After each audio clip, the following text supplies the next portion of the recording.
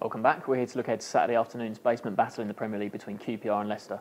Barnes, QPR, they're now bottom. Yeah, not the best result against Newcastle last time out. Was at 1-0. Newcastle obviously in great form going into the game, but QPR would have fancied getting a point from that. It was at St James's Park, a tough fixture for any time of the season, especially when Newcastle are in such good form. But QPR, they've been playing well of late. They got that great draw against Manchester City, didn't they? Only narrowly lost to Chelsea, narrowly lost to Liverpool, beat Aston Villa recently. So their performances have actually been good, despite their poor results and place in the table at the moment.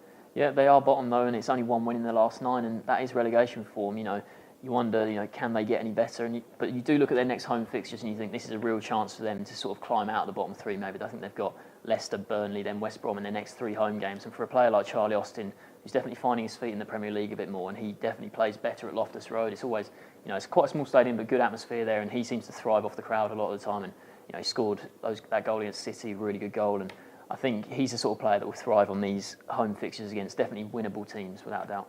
Yeah, the only problem for them is they're now effectively 4 points from safety because of their poor goal difference. They've got the worst goal difference in the league, got the worst defence in the league, which is obviously a big reason for that. Dunn is suspended for this match, which could be a blow. They've got a ready-made replacement in Ferdinand, but he's been a bit error-prone this season. He lost his place in the team, didn't he? He's only just served his own suspension. And then they've got Isla and Vargas, both doubts, down the right-hand side, and that would be a big blow because they can work really well together when they're on form. They've had a few really good games recently. Vargas doesn't always start in the games, but he got 2 against Liverpool, and he can be a match winner when he's on form, and Isla as well. He can be a real handful down that right-hand side. Even if those two are both out, I think they'll still look at this game and think, Leicester at home, this is a game we really should be winning. Leicester, they're not in great form at all. I think it's like there's no win in 7 now since that. They had a really good win against Manchester United 5-3, and really struggling for goals as well. I think it was 0-0 against Sunderland last time, and Nigel Pearson at home, that's the sort of game he would have said, we have to win this game. This is Sunderland at home. Sunderland, they've not been the best team this season. Leicester would have thought, we really need to win this game now. And it did end a run of 4 defeats, but it's just simply not good enough for 0-0 draw there. And they're now in the bottom 3 and really looking like relegation candidates. Yeah, you mentioned they're struggling for goals. There's 5 games without a goal now, which is just not good enough, is it?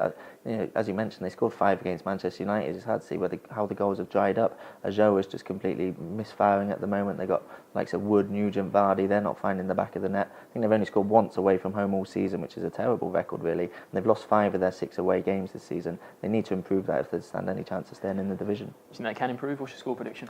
Tough one to call this one, isn't it? Both sides. I think QPR have been good recently. Leicester, they improved a bit in the last time out, so I can probably see another 0-0 draw, to be honest. I'm going to go completely the opposite. I think these two teams, I think they're both going to really go for it. I think even though Leicester have been barely scoring recently, I think QPR, because like you said about their defensive problems, so I think it'll be quite a high score. I think QPR back at home for the first time since that encouraging draw against City, so I think they're just going to edge it 3-2. So we've got 1-0 draw and a 3-2 QPR win. Thanks for watching.